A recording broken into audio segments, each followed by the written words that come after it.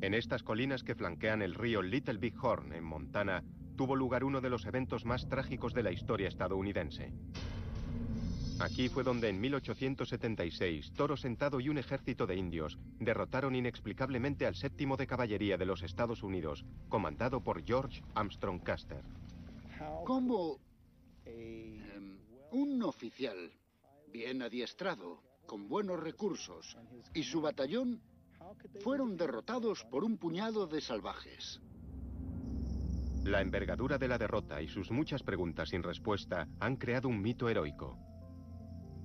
El mito de la batalla de Little Big Horn narra la heroica y valerosa resistencia hasta el último hombre y la última bala. La última batalla de Custer es legendaria. ¿Pero ocurrió de verdad de esa forma? Ahora, los arqueólogos, mediante técnicas usadas en la investigación criminal, han empezado a descubrir pruebas que desvelan lo que ocurrió de verdad en la batalla de Little Big Horn. No fue una última batalla heroica y valiente. La verdad es que fue un enfrentamiento terrible y horrendo.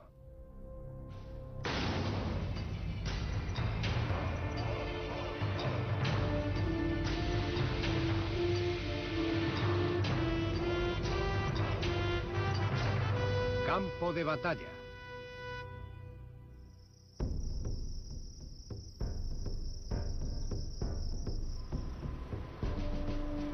La historia de la última batalla de Custer es legendaria. Se dice que el 7º de Caballería luchó hasta el último hombre contra una horda de guerreros indios. Se ha narrado una y otra vez en libros y películas, pero nunca se ha escenificado de forma tan real como en la representación anual que se celebra cerca del campo de batalla en Hardin, Montana. En 1876, Custer, héroe de la Guerra Civil Americana, ya era una celebridad. Al público le gustan los mitos. George Armstrong Custer era uno de los grandes en aquel momento. Eso aumenta la carga mítica de la batalla de Little Big Horn. El mito también prosperó porque no hubo supervivientes para narrar los hechos. Sí, hubo relatos testimoniales. Proceden de narraciones orales de los Lakotas y los Cheyennes que lucharon allí. Joe Cuervo Medicina oyó relatos sobre la batalla de primera mano. Su abuelo, hombre blanco que camina tras él, fue uno de los exploradores de Custer que sobrevivió por casualidad a la batalla. Mi abuelo dijo que fue una batalla tan grande, que cubría una zona tan grande que nadie era capaz de verla entera. Lo que los indios sí vieron ofrece un retrato inquietante. Hablan de caos y pánico entre los soldados, no de una valiente resistencia. Pero durante años, sus relatos se consideraron poco fiables. Por alguna razón, el hombre blanco no quiere que los indios cuenten cómo fue aquello. Ahora, la ciencia está demostrando que las narraciones de los indios se acercan más a la verdad que la famosa leyenda. Durante miles de años, las tribus indias habitaron en las llanuras del norte, pero en 1876 se les consideró una amenaza para la colonización. Se inició una campaña militar para obligar a los indios de las llanuras a trasladarse a reservas, pero el jefe Sioux, Toro Sentado, se negó a abandonar su estilo de vida. Toro Sentado envió un recado a los Sioux que ya vivían en las reservas. Volved. Venid a mi campamento para una última batalla. Será una buena ocasión para morir. Tras la batalla, los horrorizados camaradas hallaron 268 cadáveres y los enterraron allí mismo. Hoy son recordados en el único campo de batalla del mundo que marca dónde murieron los combatientes. Little Big Horn es único por un detalle. En él hay lápidas de mármol blanco que indican el lugar donde cayeron en batalla. El lugar más destacado es la colina de la última batalla, donde hay unas 40 lápidas. Pero a medida que recorres el lugar, vemos varias desperdigadas por lo que llamamos línea de tiradores sur, hacia Deep Ravine. Después hay algunas diseminadas al azar, que quizás indiquen dónde cayeron los que intentaron escapar. Douglas Scott y Richard Fox llevan años investigando el campo de batalla de Little Big Horn. Bajo el suelo han hallado pruebas de cómo se produjo la derrota de Custer. Un campo de batalla es como la escena de un crimen. Por una parte están las pruebas materiales, las balas, los cartuchos, y por otra los testigos, lo que vieron y lo que ocurrió durante la batalla. Los caídos no pueden hablar, pero al recuperar los huesos de los soldados, se obtienen las primeras pistas de lo que de verdad ocurrió. Al lado de la lápida 128 hallamos una fosa que contenía los restos óseos de un individuo de unos 19 o 20 años. Las heridas sufridas por ese soldado nos dan una idea de la ferocidad de la batalla.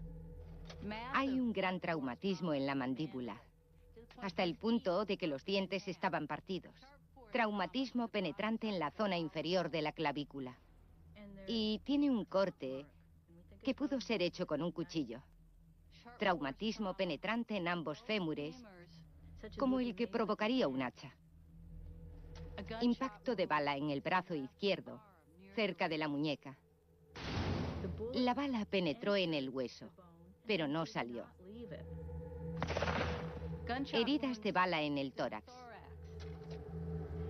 Alguna de las balas probablemente se la dispararon desde lejos. Y cuando la lucha se fue acercando, quizá lo encontraron aún sangrando y lo remataron con un golpe en la cabeza. Los huesos confirmaron que los indios usaron armas tradicionales, pero también de fuego.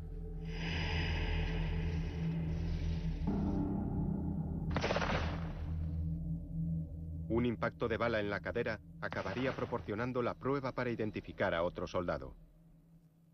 Se aprecia la herida producida por el disparo.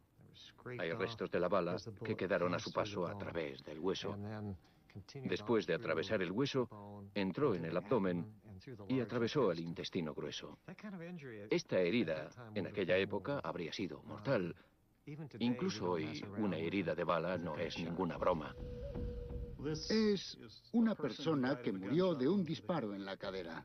Y creemos que es Vincent Charlie. Cuando el soldado Charlie fue localizado tras la batalla, vieron que tenía una herida en la cadera y un palo clavado en la garganta. Sabiendo que murió así, podemos suponer que este es Vincent Charlie. No existen fotos de Vincent Charlie. Así que la destacada escultora forense Betty Pat Gatliff va a poner cara humana al pasado. El propósito de esta técnica forense es la identificación. Que la policía conozca la identidad de la víctima puede ser esencial en un crimen. Porque si no saben quién es la víctima, ¿cómo pueden hallar al criminal? Los asesinos de Vincent Charlie no son desconocidos, pero sus restos y los huesos de otros soldados demostrarían no solo cómo murieron, sino también cómo vivieron. Y esas pruebas, aplicadas a la arqueología del campo de batalla, explicarían cómo una unidad disciplinada pudo acabar derrotada por una horda de guerreros indios.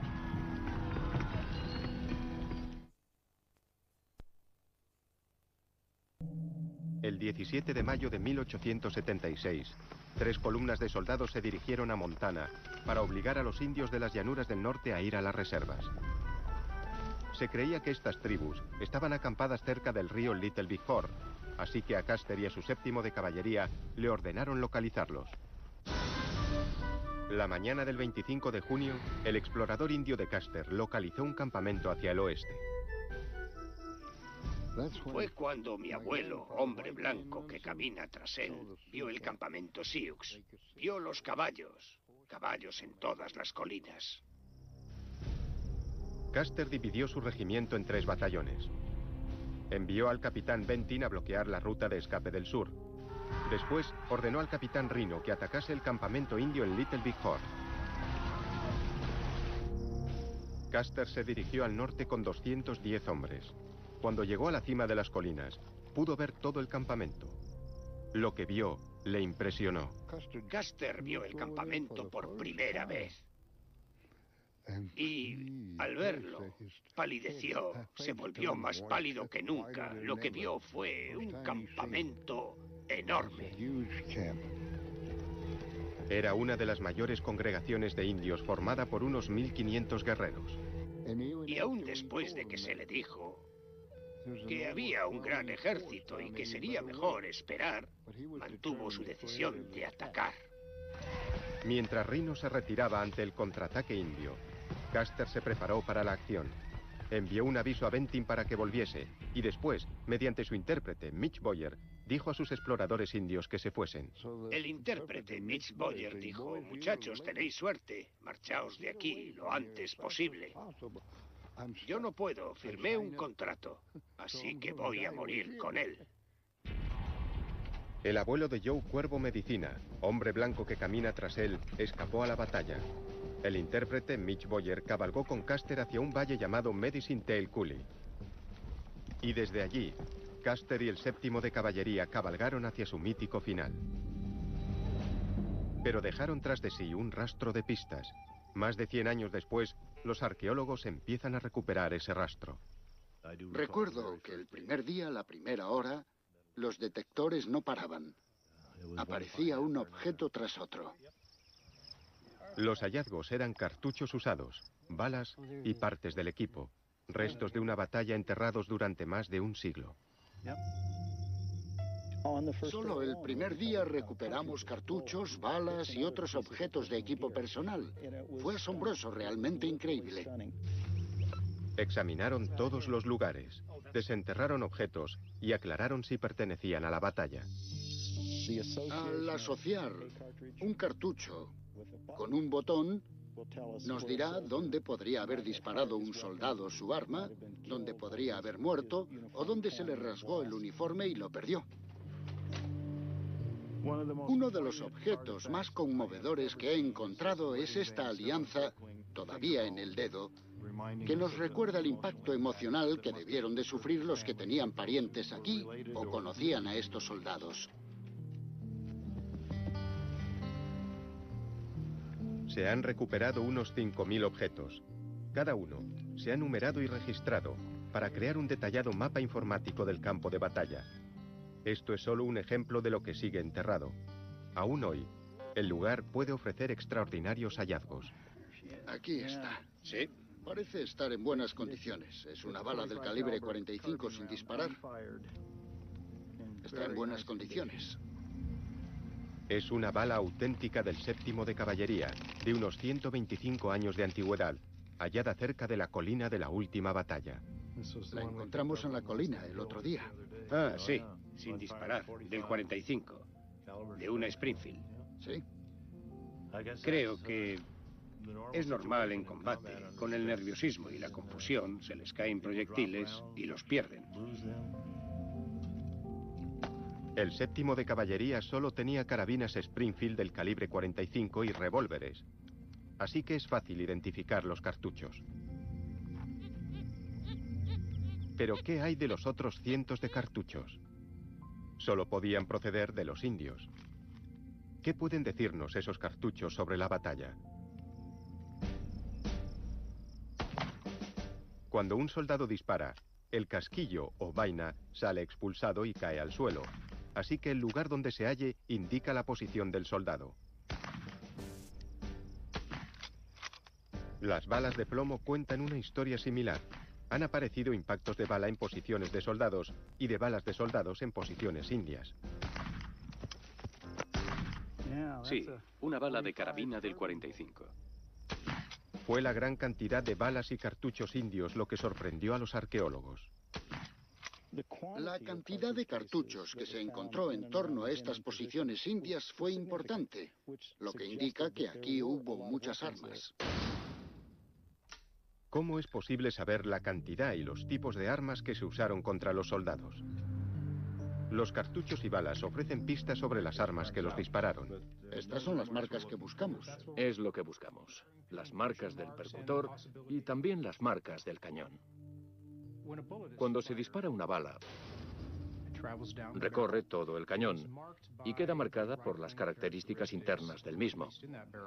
Son como una huella digital si presenta suficientes marcas individuales que permitan distinguir un arma de fuego en concreto. El análisis de las balas revela que las armas indias eran más numerosas de lo que se había pensado. Lo que descubrimos fue que los indios usaron más de 47 tipos de armas de fuego contra los soldados en Little Big Horn. Eso significa que más de 800 guerreros tenían armas que iban desde mosquetes antiguos a modernos rifles de repetición. Custer tenía 4 veces menos armas. De verdad que nos sorprendió el número de armas que hubo en este lugar. El mito de que los guerreros indios solo tenían arcos y flechas no es cierto. Pero ¿cómo lograron adquirir tantas armas? Los indios compraban armas igual que cualquiera. Podían ir al puesto de comercio y comprarlas o cambiarlas por algo. Las usaban para cazar, en este caso, para cazar hombres blancos. Cualquier arma era buena para los indios de las llanuras. Sí. Y podían usar desde pistolas calibre 19, rifles de percusión o armas de cartucho. ¿Eso es un Winchester 66? Sí, es un rifle muy ligero. Y era muy apropiado para los indios, porque era tan rápido como disparar una flecha con un arco, aunque era de corto alcance. A los indios les gustaba acercarse al enemigo. Podían utilizar esta arma con el cañón recortado. Ves la cara del enemigo al darse cuenta de que tú sabes que va a morir, y él también. Ese era su modo de luchar. También se usaron revólveres porque tenían las mismas características que las otras armas. Manejables, ligeros, disparan rápido y desde corta distancia. Las balas revelan mucho, pero serían los cartuchos usados los que darían las pistas para desvelar el misterio de la derrota del 7º de caballería.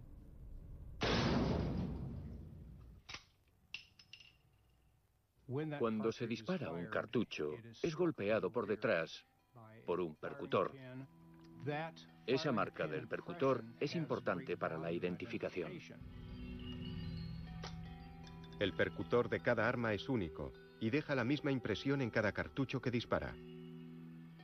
Si se hallan cartuchos que correspondan a las mismas armas, se podrá rastrear el movimiento de esas armas por el campo de batalla. Ahí tenemos 2 huellas de percutor. Son de diferente tamaño, tienen distintas imperfecciones, o sea que son de 2 armas distintas. Si los cartuchos presentan idénticas marcas de percutor, procederán de la misma arma. Douglas Scott examinó unos 1500 cartuchos en busca de marcas de percutor idénticas. Le llevó horas y horas de laborioso trabajo. Luego, una a una, las encontró. Ese es el cartucho que vimos antes. Y tenemos el otro a la izquierda. Se aprecian iguales características aquí, aquí y en el medio, que nos dicen que los disparó la misma arma. Este se disparó en la colina Calhoun, este cerca de la colina de la última batalla, a 500 metros. Por lo tanto, sabemos el movimiento del arma. Podría ser un soldado que huía, o quizá fuese un arma capturada, cogida por los indios y usada contra Custer. Muchos grupos de cartuchos indios están enterrados en barrancos y colinas. ¿Qué desveló esto sobre las tácticas indias? Lo que nos indicó fue que los nativos sabían usar el terreno con eficacia para defenderse del fuego enemigo, pero también podían levantarse y disparar. Una vez localizados los cartuchos disparados por la misma arma, ya era posible imaginar a los soldados y a los guerreros indios moviéndose por el campo de batalla. Los soldados se desplazaron muy poco. Los indios se movieron por todo el campo de batalla. Una de las armas que supuestamente se empleó en la batalla se probó para identificar la marca del percutor. Para nuestro asombro, coincidió con 3 cartuchos, los números 244, 240 y 175, todos hallados en lugares distintos del campo de batalla. Ahí está. Este es el lugar donde recogimos el 175. Es un cartucho del ejército, hallado en este sitio. Y esta es la única arma de la colección que coincidió. O sea que esa arma estuvo aquí mismo. Eso es, estuvo en este lugar el 25 de junio.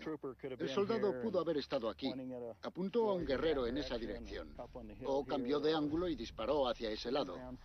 Disparó hacia la cima de la colina, donde sabemos que había muchos guerreros. Trató de protegerse hasta que lo derribaron.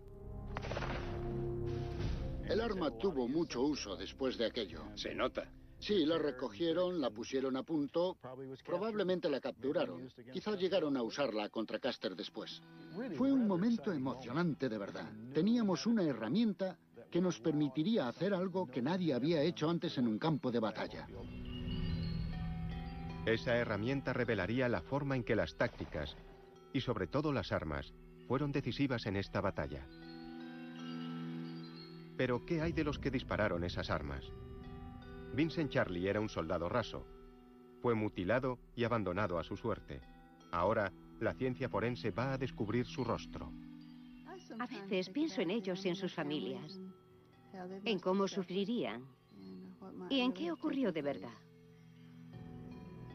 Porque eran personas, eran hijos de alguien, posiblemente padres de alguien. Eran personas. ¿Qué sabemos sobre los soldados del 7º de Caballería? ¿Fueron de verdad los extraordinarios soldados de la leyenda?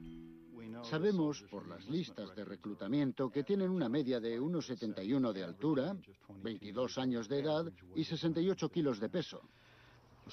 Algunos de los que hemos encontrado son más jóvenes, de 16 o 17 años. No tendrían que estar en el ejército en aquel momento. La mitad de ellos eran inmigrantes, mayormente de Irlanda, Inglaterra, Alemania, sobre todo de Europa Occidental.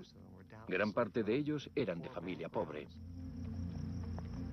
Eran emigrantes pobres que se habían alistado en el legendario 7º de Caballería. Deberían estar bien adiestrados y en plena forma, pero sus restos cuentan una historia bien distinta. En esta dentadura vemos marcas oscuras de alquitrán debido al tabaco, sobre todo tabaco de pipa.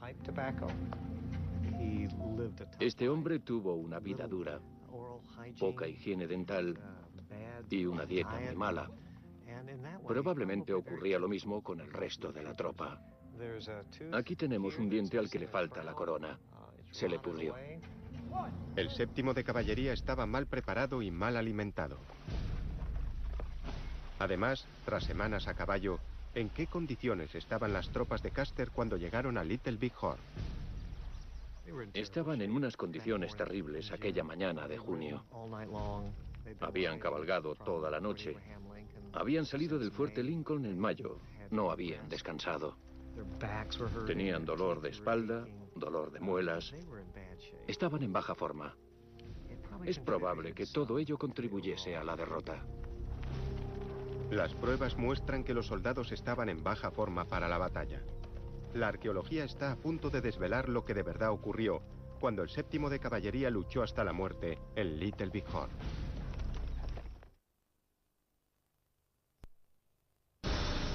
¿Cómo fue posible que un general brillante como George Armstrong Custer y su ejército fuesen derrotados por los indios de las llanuras del norte? Los relatos históricos dicen que mientras el capitán Rhino cargaba contra el campamento, el batallón de Custer alcanzó las colinas al otro lado del río. Custer descendió después al valle Medicine Tail Coulee, donde dividió a sus tropas en dos. Cabalgó con el destacamento de la izquierda, amenazando el poblado indio. El destacamento derecho, con el capitán Keogh al mando, se desplegó en un terreno más alto. Aquí se unen todos los datos de nuestra investigación y empiezan a desvelar lo ocurrido al 7º de Caballería en la batalla de Little Big Horn. Los testigos indios describieron su primer encuentro con los soldados de Custer. Desde la otra orilla veo que una columna de soldados vira a la izquierda para marchar sobre el río desde donde realizarían el ataque. Esposa de toro cuerno moteado, de los Umpapa Lakota. Los hallazgos arqueológicos confirman los relatos indios. El destacamento izquierdo que bajó al río se encontró con poca resistencia. Han aparecido pruebas de ello en esta llanura. Cartuchos usados, objetos personales perdidos y proyectiles disparados por los indios al otro lado del río. No fue una resistencia dura, no hay indicios de ello. La razón fue que la mayoría de los guerreros indios estaban luchando contra Rhino en el sur. Desprotegidas, las mujeres indias y los niños huyeron hacia el norte. Custer y su destacamento de 80 hombres les persiguieron. Mientras tanto, los 120 hombres del destacamento derecho se desplegaron cerca de la colina Calhoun, a las órdenes del capitán Miles Keogh. En este momento, la lucha era esporádica y a larga distancia. Pero seguramente el 7º de caballería, pese a ser inferior en número, estaba adiestrado para repeler cualquier ataque indio. ¿Cómo influyeron entonces sus tácticas en el resultado de esta batalla? El combate puede ser una situación de mucho estrés. El uso de tácticas es una buena forma de mantener la cohesión y estabilidad entre los soldados.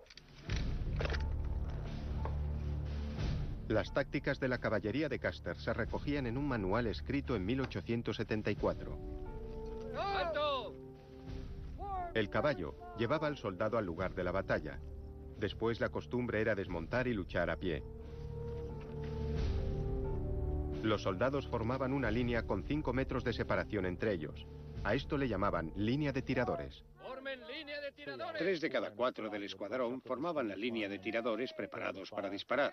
Los encargados de los caballos ponían a salvo a los animales tras las líneas. La línea de tiradores disparaba siguiendo órdenes o a discreción. La línea de tiradores fue la respuesta a la creciente precisión de las armas de fuego. Era mejor desplegar a los hombres para evitar que los grupos fuesen blancos fáciles. ¿Hay pruebas de estos despliegues en el campo de batalla? Para encontrar una línea de tiradores, habría que hallar cartuchos usados de armas distribuidos a intervalos de unos 5 metros.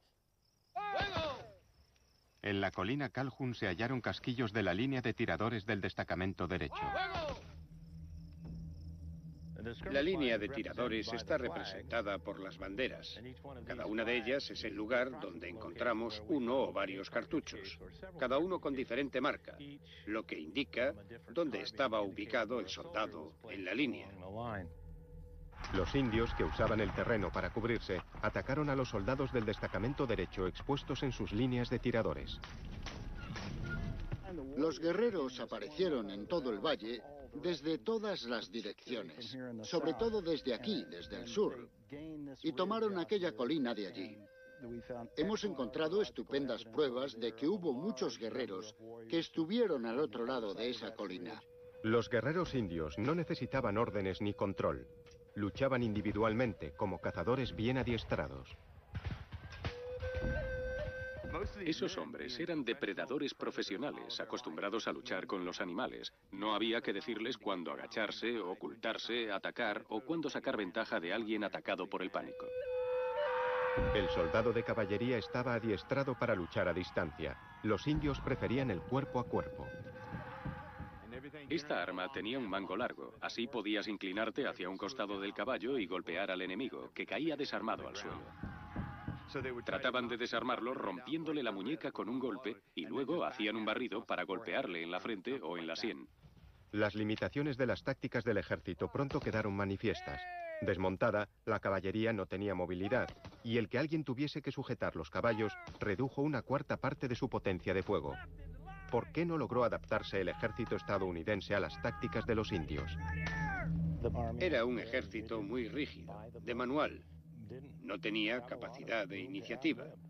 Así que, en una lucha abierta, en una colina polvorienta, un ejército convencional estaba en desventaja. Cuando los guerreros cargaron contra el destacamento derecho de Custer, los relatos indios describen la desesperada respuesta del capitán Keogh. Unos 40 soldados llegaron desde la parte este de la colina. Jefe Pierna de Madera, de los Cheyennes del Norte. Pero los indios contraatacaron y los soldados se replegaron. Las tácticas estaban hechas para controlar a los hombres y el fuego directo. ¿Qué ocurre cuando se desata el pánico y el miedo? En una situación extrema, el pánico se propaga y la gente se amontona. Pensé que quizás habría rastro de ello en el estudio arqueológico, y así fue. Hay un lugar del campo de batalla donde los cartuchos forman líneas de tiradores, y muy cerca, un cúmulo de cartuchos indica que los soldados se agruparon debido al pánico. Y ese apelotonamiento, como muestran los datos arqueológicos, tuvo lugar justo aquí. ¿Fue la colina Calhoun el punto de inflexión donde se perdió la batalla? Richard Fox estudió los relatos indios en busca de una confirmación. Los hallazgos indicaban el paso de una estabilidad táctica a una desintegración táctica. Y pude corroborarlo por los testimonios de los guerreros que estuvieron allí. Los relatos indios describen el pánico de los soldados. Los hombres blancos actuaron como si estuvieran fuera de sí, disparando como locos al aire. Jefe Toro Blanco de los Cheyennes. Uno de los elementos que aumentó el pánico que se desató aquí fue la disparidad entre los soldados que estaban a caballo y los que estaban a pie. Al final, el destacamento derecho se desintegró. El hallazgo de cartuchos coincidentes desvela qué armas y hombres huyeron de la colina Calhoun. La compañía I del capitán Keogh cayó aquí. Desde aquí, los supervivientes huyeron al norte, hacia el destacamento izquierdo, que después acabaría en la colina de Custer. Lo encontrado aquí indica que solo atacó un bando. No hay muchos cartuchos de los soldados, pero sí muchas balas indias. Los relatos indios dicen que fue algo terrible. Cuentan que cabalgaban, derribando a los soldados. Estos disparaban en todas direcciones. Algunos fingían estar muertos. Rance el indio dijo que era como una estampida de búfalos. Casi todo el destacamento derecho fue exterminado en la desesperada huida hacia la colina de la última batalla. Durante décadas se creyó que estas lápidas marcaban la línea de tiradores, pero tras examinar la leyenda, la valiente última lucha, hasta el último hombre y la última bala, es probable que marquen una huida. La batalla ya estaba perdida. Custer había dividido su batallón y había perdido la mitad de él. ¿Por qué fallaron las tácticas del destacamento derecho de Custer de forma tan tremenda? La respuesta quizás esté en el tipo de armas usadas en el campo de batalla. Este rifle que tengo aquí fue la principal arma usada por el 7º de caballería. Es una carabina de 1873, la carabina Springfield.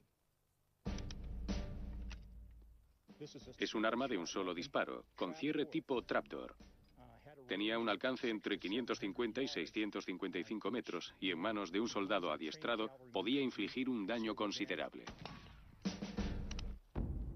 La distancia, la potencia de tiro y la precisión hacían que la Springfield fuese superior a cualquier arma india. Pero tenía una gran desventaja comparada con las armas usadas por los indios. El rifle Henry es un arma sobresaliente en cuanto a la rapidez de disparo. Se podían cargar y disparar en cuestión de segundos. El Henry era muy efectivo a menos de 180 metros. Cuando los indios entraban en esa distancia, podían utilizar el rifle Henry con gran efectividad. Estando los guerreros indios tan cerca, la ventaja era para el arma que disparaba más rápido. Una prueba de tiempo nos desvelará enseguida la respuesta. Bien, hagamos una prueba de tiempo. A ver cuánto tardo en hacer 13 disparos y cuántos haces tú en el mismo tiempo. Vamos allá.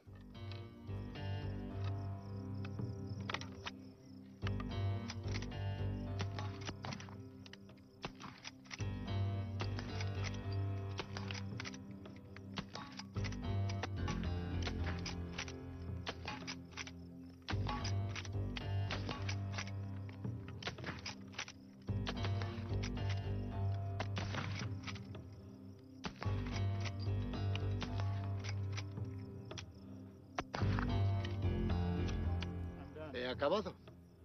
30 segundos. ¿Cuántos has hecho? 13 disparos en 30 segundos. Yo solo 4. A corta distancia, el rifle Henry es 3 veces más efectivo que la carabina Springfield. Los soldados perdieron su capacidad de resistencia por el desorden táctico. No fueron capaces de concentrar su potencia de fuego y, como resultado, los indios pudieron acercarse cada vez más. Así que las mejores armas dominaron la escena y el resultado final es el caos completo por parte de los soldados. Las pruebas científicas indican que los indios tenían unos 200 rifles de repetición. La cantidad de armas de fuego que los indios poseían, el tipo de armas que tenían, fue sin duda la clave para que derrotaran a la caballería estadounidense en aquella batalla. En la batalla, el destacamento derecho se desintegró y huyó en dirección al destacamento izquierdo de Custer. De los 120 hombres del destacamento derecho, solo 20 llegaron a unirse a Custer en la colina de la última batalla. Quedaron 105 hombres en el batallón, justo la mitad. Claramente empezaron la defensa. La ofensiva estaba perdida. Los hallazgos confirman que los indios tenían ahora muchas carabinas Springfield capturadas a los soldados del destacamento derecho en la colina Calhoun. Estas armas dispararon contra los desesperados hombres de Custer apiñados en la colina de la última batalla. Los relatos indios dicen que después de reunirse en la colina de Custer, hubo tentativas de reorganizarse. Toques de corneta, hombres que gritaban 1000 órdenes. Y poco después de esas tentativas, 40 hombres bajaron corriendo de la colina camino del río. Acompañando a esos hombres iban entre 5 y 9 jinetes. Los que iban a pie fueron hacia el desfiladero, mientras que los jinetes trataban de huir. Perro macho, de los Sioux Oglala. Cuentan que los jinetes huyeron hacia el sur. También dicen que ninguno llegó más allá del campo de batalla. Los guerreros, incluido Caballo Loco, atacaron como moscas la colina de Custer. Los pocos soldados que aún estaban vivos presintieron el final y huyeron presas del pánico. Los soldados se levantaron y empezaron a correr hacia el río sin responder a los disparos. Gran Castor, de los Cheyennes del norte. Y mientras tanto, los Sioux y los Cheyennes seguían llegando. Los tenían rodeados y en poco tiempo todos murieron. En la colina de la última batalla fue donde se hallaron los cadáveres de Custer y de los hombres a su mando. Abajo hay una hilera de lápidas que marcan la ruta de huida hacia Deep Ravine. La leyenda que conoce el público sitúa aquí, en la colina de la última batalla, esa fiera y valerosa lucha, pero ambos coincidimos en que no fue así. Es cierto. Hubo una lucha desesperada en esta colina. Fue una lucha vida o muerte. En eso sí coincidimos. Pero duró pocos minutos. Se han hallado pocos cartuchos del ejército en esta colina, pero muchas balas indias. Las pruebas arqueológicas de una resistencia heroica no existen. Esta bala sin disparar, hallada recientemente, es un testigo silencioso de los minutos finales. Esta se recogió en la colina de la última batalla el otro día. Es de la caballería, creo yo. Increíble. Absolutamente increíble. El pensar que un joven bajó de un barco en Nueva York y acabó aquí, tratando de meter esto en su Springfield, en los últimos momentos de su vida, luchando contra un ejército que intentaba defender con ferocidad su esperanza de existencia y que lo estaban rodeando. Y esa es la pequeña prueba que quedó de toda esa fiera batalla. Es difícil tener esto en la mano y no conmoverse. Fue una batalla desesperada y horrible. Duró muy poco tiempo. Y lo cierto es que no solo no fue una última y valerosa batalla, ni siquiera tuvo lugar aquí. Custer tenía menos hombres, menos armas y fue derrotado. Pero si la mítica última batalla no ocurrió en esta colina, ¿dónde murieron los últimos hombres del general?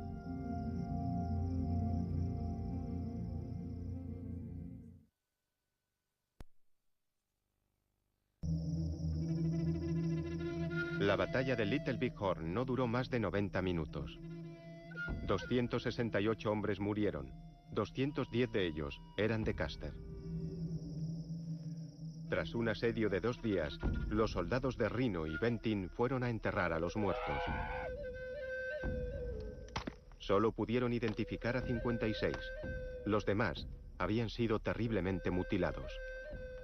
Y cuando descubrieron que eran los hombres de Custer, mutilaron a aquellos cadáveres, les rajaron la garganta, les cortaron los brazos y los pies. La serie de heridas que pudimos apreciar en los huesos y en el tejido duro eran muy gráficas. Le dispararon en el cráneo desde atrás y desde arriba. Repetidamente, vimos marcas de cortes en varios huesos. Son cortes que penetraron de 5 a 7 centímetros en el músculo antes de llegar al hueso. Los traumatismos incluían golpes en la cara. Les destrozaban el cráneo y también la mandíbula.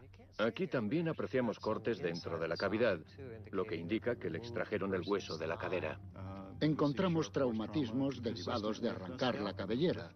Al levantar el cuero cabelludo quedan marcas de cuchillo. Estos cortes sugieren que castraron al soldado. Los indios solían mutilar a los muertos para perjudicar sus espíritus en la otra vida. Hace poco se han encontrado los restos de 44 soldados. Un fragmento de cráneo de uno de ellos nos daría una pista sobre su identidad. Aquí tenemos huesos faciales recuperados de las lápidas 32 y 33. Esto de aquí es la nariz, la dentadura superior y la órbita del ojo izquierdo. Tenía entre 35 y 45 años de edad. El desgaste de los dientes indica que era un varón fumador de pipa. Eso le desgastó los dientes. En esta zona de aquí, le golpearon en la cara con un instrumento romo que le destrozó la cavidad ocular y le fracturó la nariz. Así que hubo traumatismo mientras estaba moribundo. Los pómulos robustos y altos sugieren antepasados nativos. Y los dientes sugieren que tenía antepasados blancos, o sea, que era un cruce de razas. El único que encaja con esta descripción es Mitch Boyer, el explorador de Custer, muerto en Little Big Horn. Cuando el fragmento de hueso se superpone a una imagen de Mitch Boyer, la coincidencia es asombrosa. Fue Mitch Boyer quien le salvó la vida al abuelo de Joe Cuervo Medicina cuando le dijo a los exploradores que se fuesen. Sus restos se hallaron bajo la colina de Custer, cerca del lugar llamado Deep Ravine.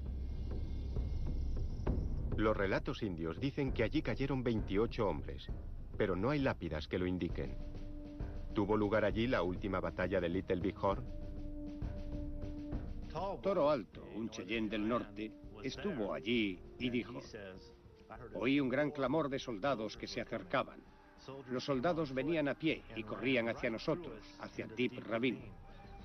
Ese fue el fin de la batalla. Los hombres murieron en aquel barranco. Así que el final no fue en la colina de la última batalla. Vimos a los soldados corriendo colina abajo, hacia nosotros. Todos tenían miedo. Tenían tanto miedo que no sabían lo que hacían. Algunos disparaban sus armas al aire. Halcón de acero, de los Sioux Umpapa. Esta es la parte superior de Deep Ravine. La última pelea tuvo lugar aquí. Hay muchos cartuchos por ahí, en los flancos del barranco, lo que indica que los indios dispararon desde arriba a los soldados que trataban de escapar. Y también hay relatos históricos que hablan de que aquí se hallaron cadáveres de soldados.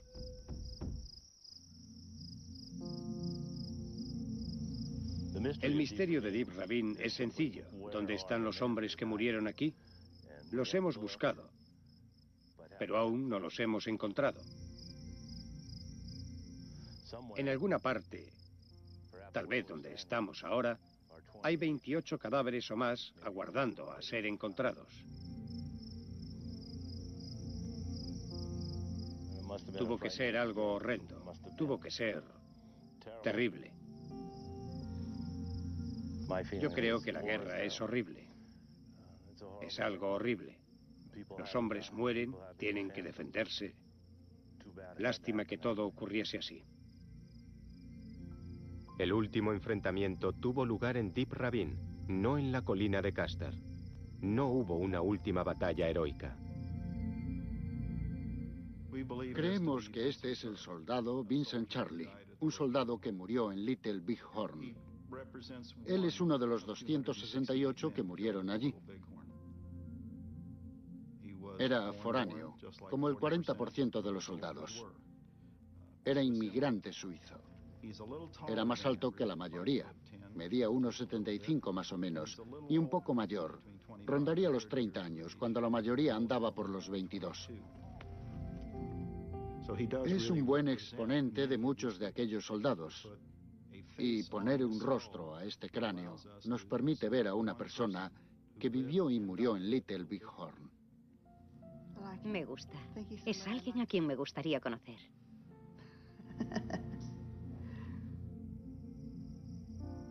Vincent Charley se ha reunido ahora con sus compañeros en la tumba común del campo de batalla de Little Big Horn. Se dice que los restos de Custer descansan en West Point. Más de 50 guerreros y un número desconocido de mujeres y niños indios también murieron aquel día. La razón por la que los indios decidieron presentar la última batalla fue porque querían echarlos de sus tierras y los masacraban en todas partes. Así que fue la última batalla de Toro Sentado, no la última batalla de Custer. El trabajo de Douglas Scott y Richard Fox ha confirmado los relatos indios. Ahora, tras más de un siglo, el campo de batalla reconoce no solo su historia oral, sino también a sus caídos en batalla. En junio de 1876, unos guerreros indios derrotaron al 7º de caballería de Custer, pero su victoria fue efímera. Los indios del norte nunca volverían a disfrutar de libertad en sus llanuras. Fue el principio del fin de su estilo de vida.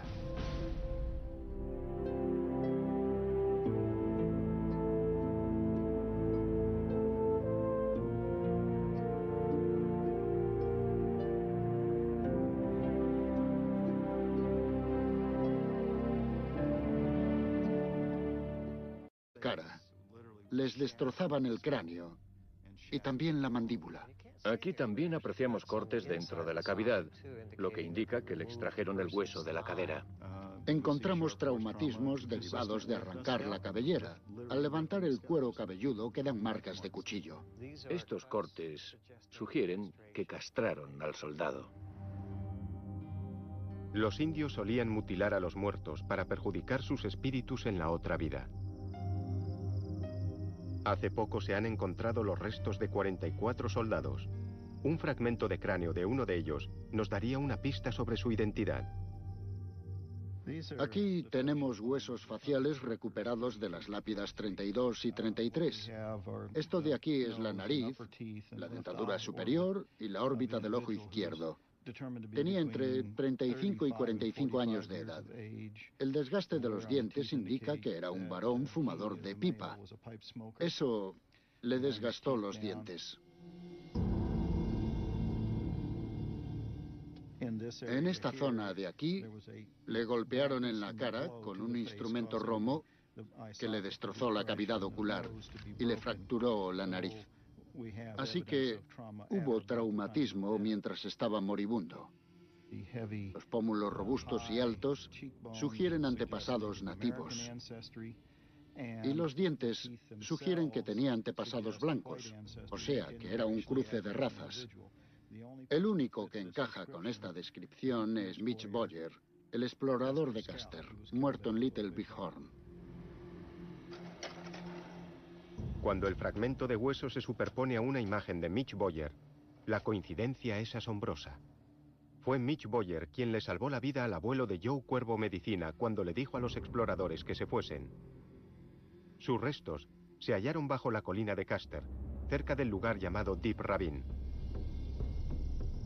Los relatos indios dicen que allí cayeron 28 hombres, pero no hay lápidas que lo indiquen. ¿Tuvo lugar allí la última batalla de Little Big Horn? Toro Alto, un Cheyenne del norte, estuvo allí y dijo: oí un gran clamor de soldados que se acercaban. Los soldados venían a pie y corrían hacia nosotros, hacia Deep Ravine. Ese fue el fin de la batalla. Los hombres murieron en aquel barranco. Así que el final no fue en la colina de la última batalla.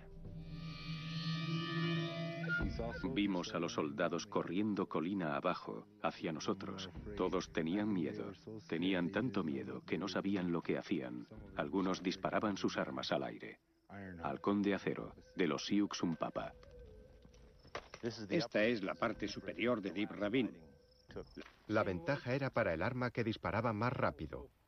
Una prueba de tiempo nos desvelará enseguida la respuesta. Bien, hagamos una prueba de tiempo. A ver cuánto tardo en hacer 13 disparos y cuántos haces tú en el mismo tiempo. Vamos allá.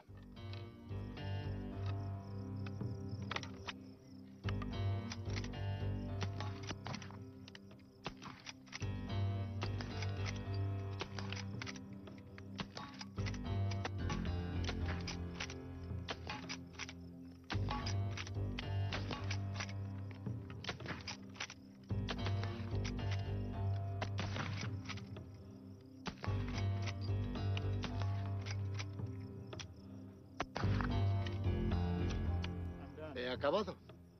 30 segundos. ¿Cuántos has hecho? 13 disparos en 30 segundos. Yo solo 4. A corta distancia, el rifle Henry es 3 veces más efectivo que la carabina Springfield.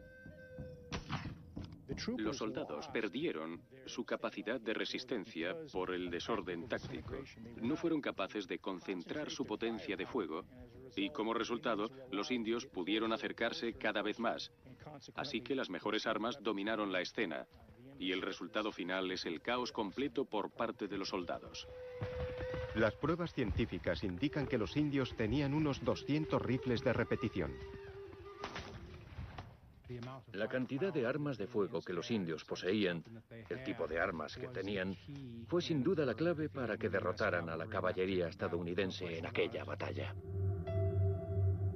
En la batalla, el destacamento derecho se desintegró y huyó en dirección al destacamento izquierdo de Custer. De los 120 hombres del destacamento derecho, solo 20 llegaron a unirse a Custer en la colina de la última batalla. Quedaron 105 hombres en el batallón, justo la mitad. Claramente empezaron la defensa. La ofensiva estaba perdida.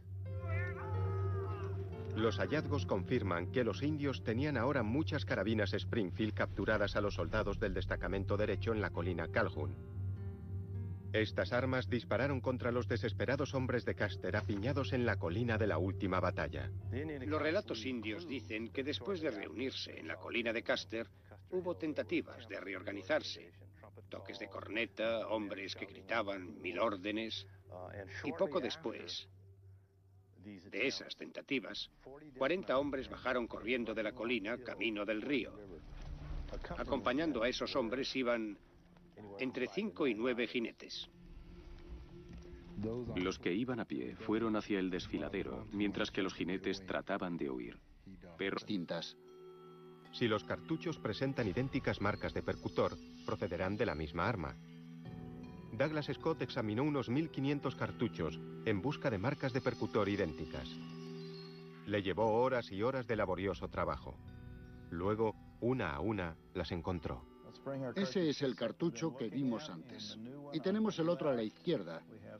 Se aprecian iguales características aquí, aquí y en el medio, que nos dicen que los disparó la misma arma. Este se disparó en la colina Calhoun. Este cerca de la colina de la última batalla, a 500 metros. Por lo tanto, sabemos el movimiento del arma. Podría ser un soldado que huía, o quizá fuese un arma capturada, cogida por los indios y usada contra Custer. Muchos grupos de cartuchos indios están enterrados en barrancos y colinas. ¿Qué desveló esto sobre las tácticas indias? Lo que nos indicó fue que los nativos sabían usar el terreno con eficacia para defenderse del fuego enemigo, pero también podían levantarse y disparar. Una vez localizados los cartuchos disparados por la misma arma, ya era posible imaginar a los soldados y a los guerreros indios moviéndose por el campo de batalla. Los soldados se desplazaron muy poco. Los indios se movieron por todo el campo de batalla. Una de las armas que supuestamente se empleó en la batalla se probó para identificar la marca del percutor. Para nuestro asombro, coincidió con 3 cartuchos, los números 244, 240 y 175, todos hallados en lugares distintos del campo de batalla. Ahí está. Este es el lugar donde recogimos el 175. Es un cartucho del ejército, hallado en este sitio. Y esta es la única arma de la colección que coincidió. O sea que esa arma estuvo aquí mismo. Eso es, estuvo en este lugar el 25 de junio. El soldado pudo haber estado aquí. Apuntó a un guerrero en esa dirección. O cambió de ángulo y disparó hacia ese lado. Disparó hacia la cima de la colina, donde sabemos que había muchos guerreros. Trató de protegerse hasta que lo derribaron.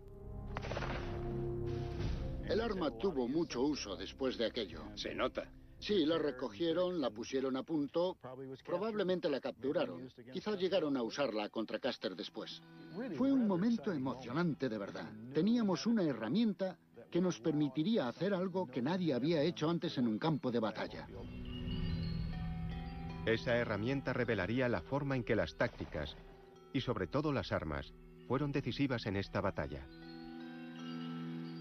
Pero, ¿qué hay de los que dispararon esas armas? Vincent Charlie era un soldado raso. Fue mutilado y sin tail coolie. Y desde allí, Custer y el 7º de caballería cabalgaron hacia su mítico final.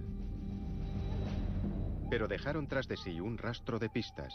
Más de 100 años después, los arqueólogos empiezan a recuperar ese rastro. Recuerdo que el primer día, la primera hora, los detectores no paraban.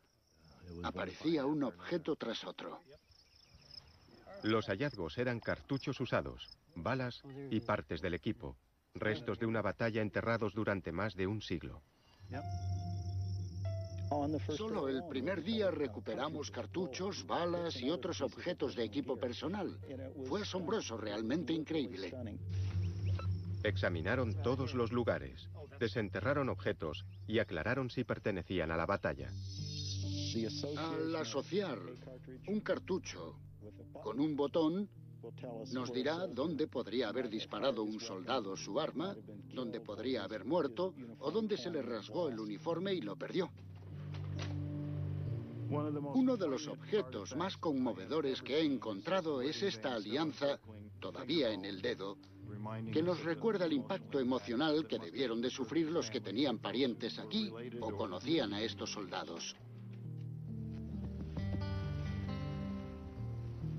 Se han recuperado unos 5.000 objetos. Cada uno se ha numerado y registrado para crear un detallado mapa informático del campo de batalla. Esto es solo un ejemplo de lo que sigue enterrado. Aún hoy, el lugar puede ofrecer extraordinarios hallazgos. Aquí está. Sí. Parece estar en buenas condiciones. Es una bala del calibre 45 sin disparar. Está en buenas condiciones.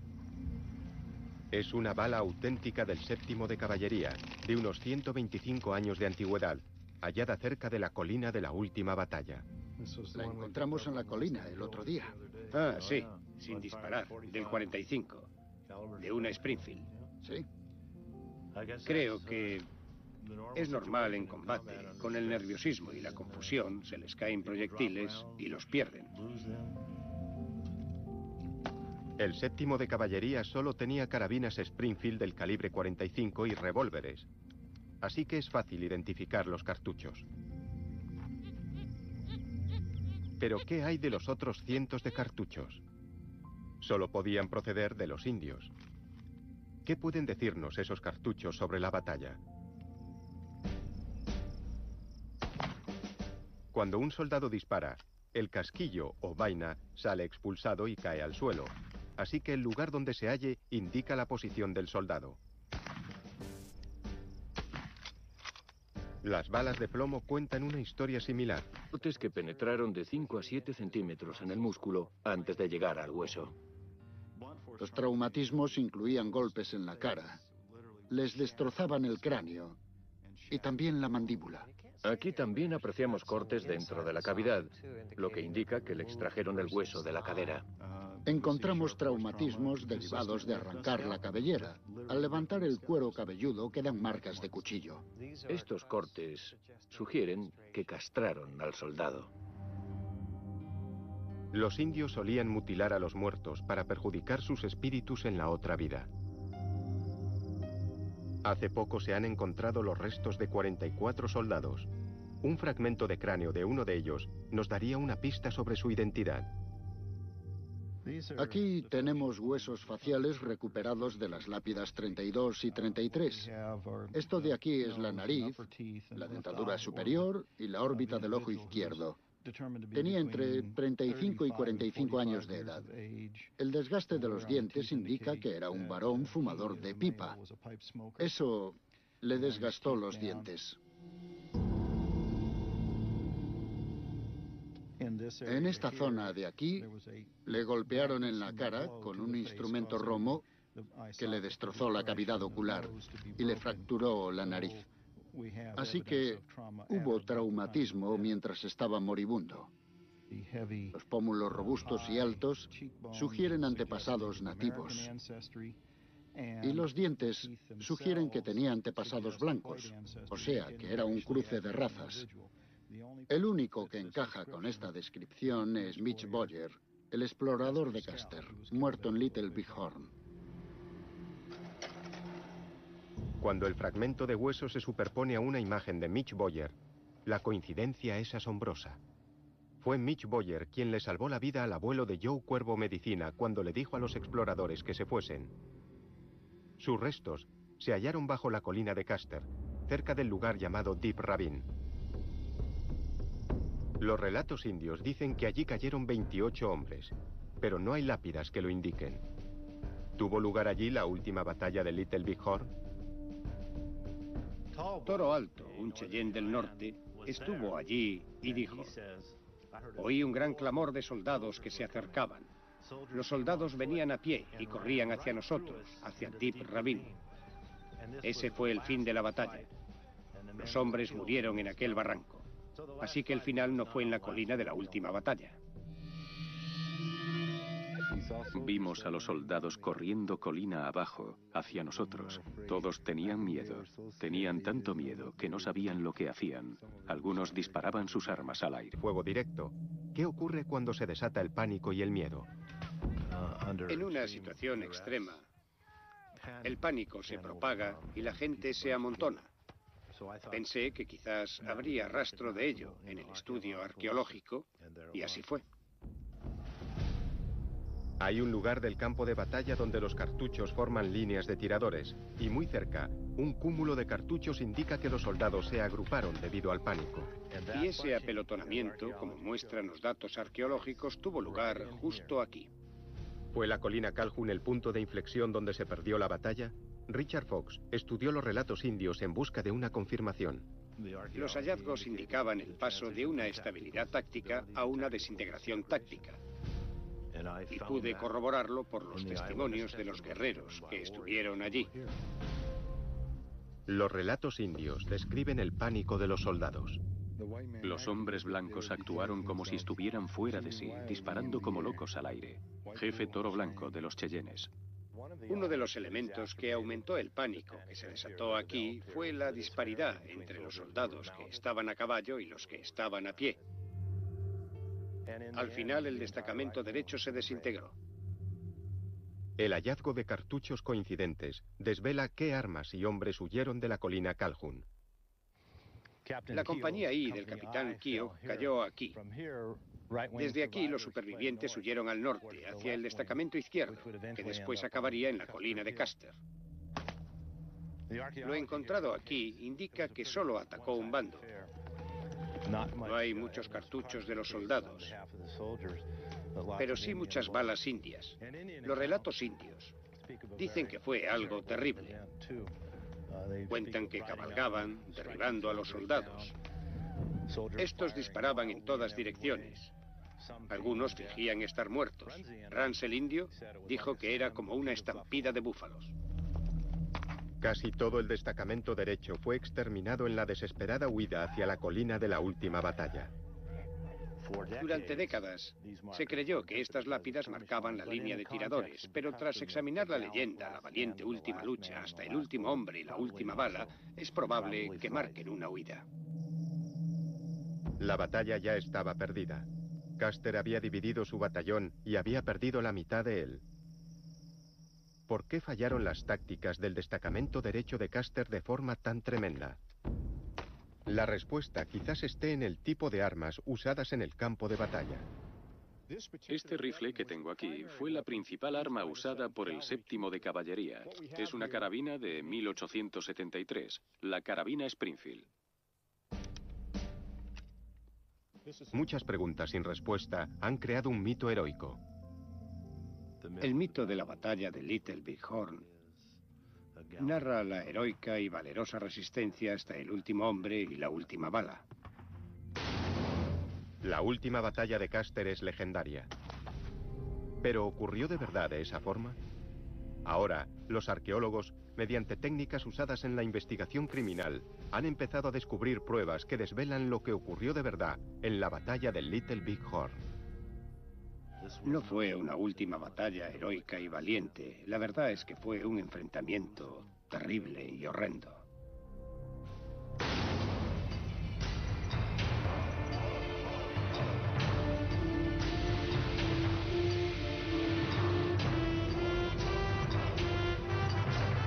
Campo de batalla.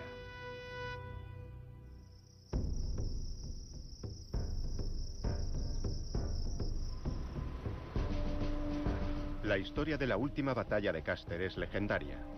Se dice que el 7º de caballería luchó hasta el último hombre contra una horda de guerreros indios.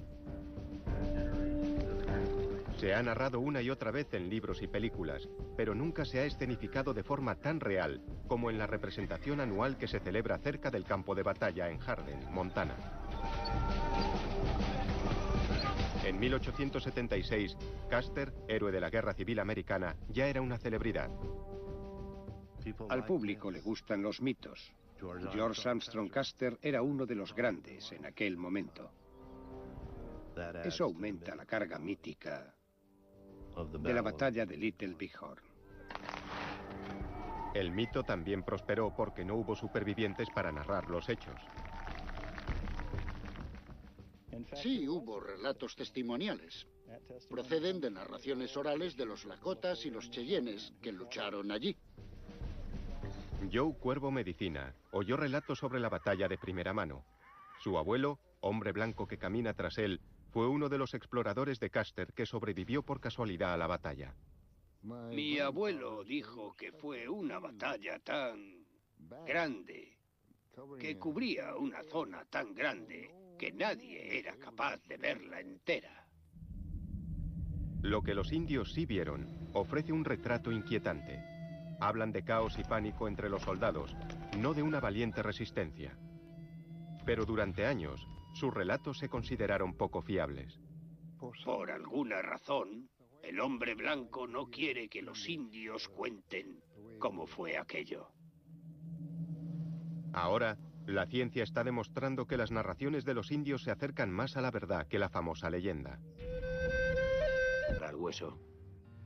Los traumatismos incluían golpes en la cara. Les destrozaban el cráneo y también la mandíbula. Aquí también apreciamos cortes dentro de la cavidad, lo que indica que le extrajeron el hueso de la cadera.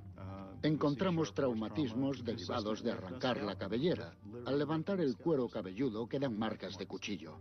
Estos cortes sugieren que castraron al soldado. Los indios solían mutilar a los muertos para perjudicar sus espíritus en la otra vida. Hace poco se han encontrado los restos de 44 soldados. Un fragmento de cráneo de uno de ellos nos daría una pista sobre su identidad. Aquí tenemos huesos faciales recuperados de las lápidas 32 y 33. Esto de aquí es la nariz, la dentadura superior y la órbita del ojo izquierdo. Tenía entre 35 y 45 años de edad. El desgaste de los dientes indica que era un varón fumador de pipa. Eso le desgastó los dientes. En esta zona de aquí, le golpearon en la cara con un instrumento romo que le destrozó la cavidad ocular y le fracturó la nariz. Así que hubo traumatismo mientras estaba moribundo. Los pómulos robustos y altos sugieren antepasados nativos. Y los dientes sugieren que tenía antepasados blancos, o sea, que era un cruce de razas. El único que encaja con esta descripción es Mitch Boyer, el explorador de Custer, muerto en Little Bighorn. Cuando el fragmento de hueso se superpone a una imagen de Mitch Boyer, la coincidencia es asombrosa. Fue Mitch Boyer quien le salvó la vida al abuelo de Joe Cuervo Medicina cuando le dijo a los exploradores que se fuesen. Sus restos se hallaron bajo la colina de Custer, cerca del lugar llamado Deep Ravine. Los relatos indios dicen que allí cayeron 28 hombres, pero no hay lápidas que lo indiquen. ¿Tuvo lugar allí la última batalla de Little Bighorn? Toro Alto, un Cheyenne del norte, estuvo allí y dijo: oí un gran clamor de soldados que se acercaban. Los soldados venían a pie y corrían hacia nosotros, hacia Deep Ravine. Ese fue el fin de la batalla. Los hombres murieron en aquel barranco. Así que el final no fue en la colina de la última batalla. Vimos a los soldados corriendo colina abajo, hacia nosotros. Todos tenían miedo. Tenían tanto miedo que no sabían lo que hacían. Algunos disparaban sus armas al aire. Halcón de acero, de los Sioux Umpapa. Que nos dicen que los disparó la misma arma. Este se disparó en la colina Calhoun. Este cerca de la colina de la última batalla, a 500 metros. Por lo tanto, sabemos el movimiento del arma. Podría ser un soldado que huía, o quizá fuese un arma capturada, cogida por los indios y usada contra Custer. Muchos grupos de cartuchos indios están enterrados en barrancos y colinas. ¿Qué desveló esto sobre las tácticas indias? Lo que nos indicó fue que los nativos sabían usar el terreno con eficacia para defenderse del fuego enemigo, pero también podían levantarse y disparar. Una vez localizados los cartuchos disparados por la misma arma, ya era posible imaginar a los soldados y a los guerreros indios moviéndose por el campo de batalla. Los soldados se desplazaron muy poco. Los indios se movieron por todo el campo de batalla. Una de las armas que supuestamente se empleó en la batalla se probó para identificar la marca del percutor. Para nuestro asombro, coincidió con 3 cartuchos, los números 244, 240 y 175, todos hallados en lugares distintos del campo de batalla. Ahí está. Este es el lugar donde recogimos el 175. Es un cartucho del ejército, hallado en este sitio. Y esta es la única arma de la colección que coincidió. O sea que esa arma estuvo aquí mismo. Eso es, estuvo en este lugar el 25 de junio. El soldado pudo haber estado aquí. Apuntó a un guerrero en esa dirección. O cambió de ángulo y disparó hacia ese lado. Disparó hacia la cima de la colina, donde sabemos que había muchos guerreros. Trató de protegerse hasta que lo derribaron. El arma tuvo mucho uso después de aquello. Se nota. Sí, la recogieron, la pusieron a punto, probablemente la capturaron. Quizá llegaron a usarla contra Custer después. Fue un momento emocionante de verdad. Teníamos una herramienta que nos permitiría hacer algo que nadie había hecho antes en un campo de batalla. Esa herramienta revelaría la forma en que las tácticas, y sobre todo las armas, fueron decisivas en esta batalla. Pero, ¿qué hay de los que dispararon esas armas? Vincent Charlie era un soldado raso. Fue mutilado y abandonado a su suerte. Ahora, la ciencia forense va a descubrir su rostro. A veces pienso en ellos y en sus familias, en cómo sufrirían y en qué ocurrió de verdad. Porque eran personas, eran hijos de alguien, posiblemente padres de alguien. Eran personas. ¿Qué sabemos sobre los soldados del 7º de caballería? ¿Fueron de verdad los extraordinarios soldados? Podían levantarse y disparar. Una vez localizados los cartuchos disparados por la misma arma, ya era posible imaginar a los soldados y a los guerreros indios moviéndose por el campo de batalla. Los soldados se desplazaron muy poco. Los indios se movieron por todo el campo de batalla. Una de las armas que supuestamente se empleó en la batalla se probó para identificar la marca del percutor. Para nuestro asombro, coincidió con 3 cartuchos, los números 244, 240 y 175, todos hallados en lugares distintos del campo de batalla. Ahí está. Este es el lugar donde recogimos el 175.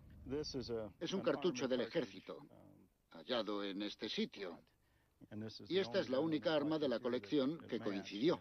O sea que esa arma estuvo aquí mismo. Eso es, estuvo en este lugar el 25 de junio. El soldado pudo haber estado aquí.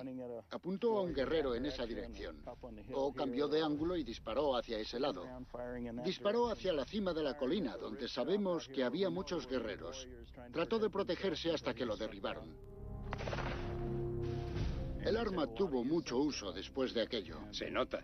Sí, la recogieron, la pusieron a punto, probablemente la capturaron. Quizá llegaron a usarla contra Custer después.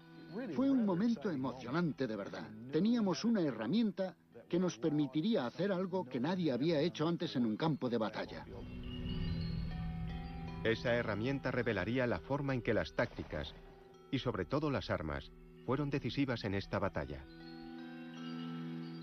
Pero, ¿qué hay de los que dispararon esas armas? Vincent Charlie era un soldado raso. Fue mutilado y abandonado a su suerte. Ahora, la ciencia forense va a descubrir su rostro. A veces pienso en ellos y en sus familias, en cómo sufrirían y en qué ocurrió de verdad. Porque eran personas, eran hijos de alguien, posiblemente padres de alguien. Eran personas. ¿Qué sabemos sobre los soldados del 7º de Caballería? ¿Fueron de verdad los extraordinarios soldados de la leyenda? Sabemos, por las listas de reclutamiento, que tienen una media de 1,71 de altura, 22 años de edad y 68 kilos de peso. Algunos de los que hemos encontrado son más jóvenes, de 16 o 17 años. No tendrían que estar en el ejército en aquel momento. La mitad de ellos eran inmigrantes, mayormente de Irlanda, Inglaterra, Alemania, sobre todo de Europa Occidental. Gran parte de ellos eran de familia pobre. Eran emigrantes pobres que se habían alistado en el legendario 7º de Caballería. Deberían estar bien adiestrados y en plena forma, pero sus restos y los huesos de otros soldados demostrarían no solo cómo murieron, sino también cómo vivieron. Y esas pruebas, aplicadas a la arqueología del campo de batalla, explicarían cómo una unidad disciplinada pudo acabar derrotada por una horda de guerreros indios.